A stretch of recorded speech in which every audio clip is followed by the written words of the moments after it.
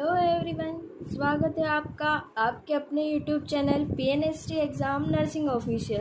So students, आज हम second day की सेकेंड सीरीज़ लेके आए हैं PNST बायोलॉजी शॉर्ट सीरीज़। उसमें हम पढ़ेंगे student cell cycle and cell division की कुछ स्टेजेस। सेल साइकिल जो होती है वो दो स्टेजेस में डिवाइड होती है, इंटरफेज एंड एम फेज। जो इंटरफेज होती है वो वन सेल साइकिल 24 आवर्स में पूरी कंप्लीट होती है।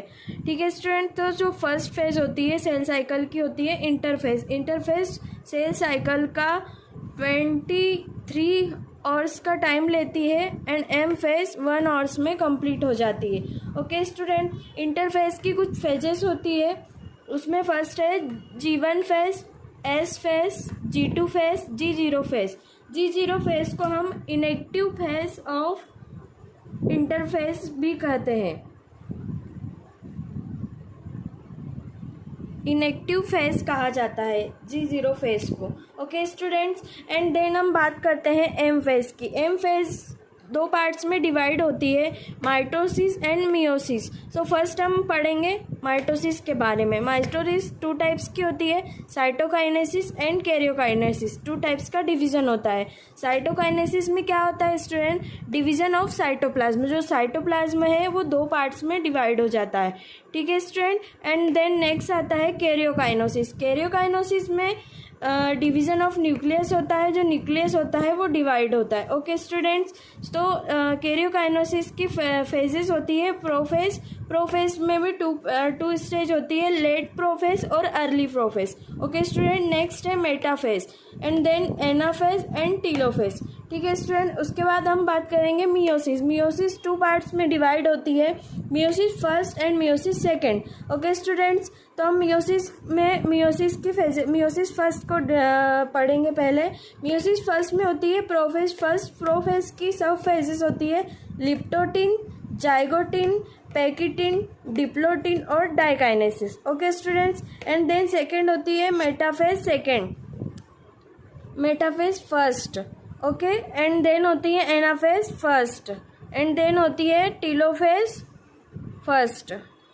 ठीक है स्टूडेंट, वैसे ही मियोसिस सेकेंड्स का पार्ट होता है। मियोसिस सेकेंड में prophase second, metaphase second, anaphase second and telophase second. So students, in short video में एक मोस्ट IMP क्वेश्चन आपको देने जा रही हूँ। सारे स्टूडेंट ध्यान से सुने। सबसे ज़्यादा एग्जाम में पूछे जाने वाला क्वेश्चन है ये कि connecting link between meiosis first and meiosis second, it is called as interkinesis. जो सेल डिवाइड होने से पहले मियोसिस फर्स्ट से मियोसिस सेकेंड की फेजेस में इंटर करती है, उस टाइम पीरियड में एक स्टेज होती है जिसे हम कहते हैं इंटरकाइनेसिस। स्टूडेंट्स, नेक्स्ट टॉपिक है हमारा इंटरफेज। हम इंटरफेज को डिटेल में डिस्कस करेंगे। इंटरफेज की सबसे पहली फर्स्ट है G1 फेज। G1 फेज में क्या होता है स्टूडेंट्स?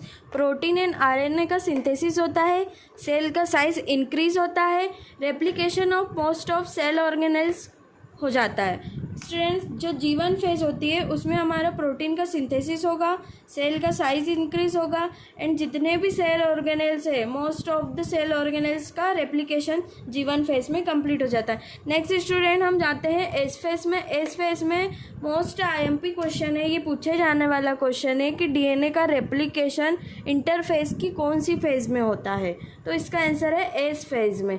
S फेज में DNA का रेप्लिकेशन होता है, सेंट्रोसोम का रेप्लिकेशन भी इसी फेज में होता है। क्रोमोसोम नंबर सेम रहते हैं बट जो DNA का कंटेंट होता है वो डबल हो जाता है, 4N से 2N से 4N हो जाता है, और जो क्रोमोसोम नंबर है वो सेम रहते हैं, 2C से 2C ही रहते हैं। ओके स्टूडेंट्स, तो नेक्स्ट फेज आती है G2 फेज। G2 फेज में प्रोटीन का सिंथेसिस होता है। ये भी कुछ पूछे जाने वाला क्वेश्चन है कि इंटरफेज की कौन सी फेज में प्रोटीन का सिंथेसिस होता है? तो स्टूडेंट्स, 2 फेजेस होती है,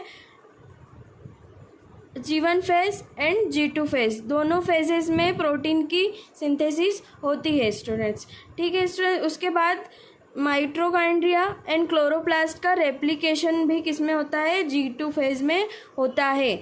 सारे सेल ऑर्गेनेल्स का रेप्लिकेशन कहाँ होता है? G1 फेज में। बट माइटोकॉन्ड्रिया एंड क्लोरोप्लास्ट का रेप्लिकेशन कहाँ होता है? G2 फेज में। ओके स्टूडेंट्स, नेक्स्ट आती है G0 फेज हमारी। G0 फेज इसे क्विसेंट फेज भी कहते हैं। G1 फेज जब इंटर करती है इनएक्टिव फेज में, तब इस फेज को G0 फेज कहा जाता है। एग्जाम्पल है न्यूरॉन एंड मसल्स।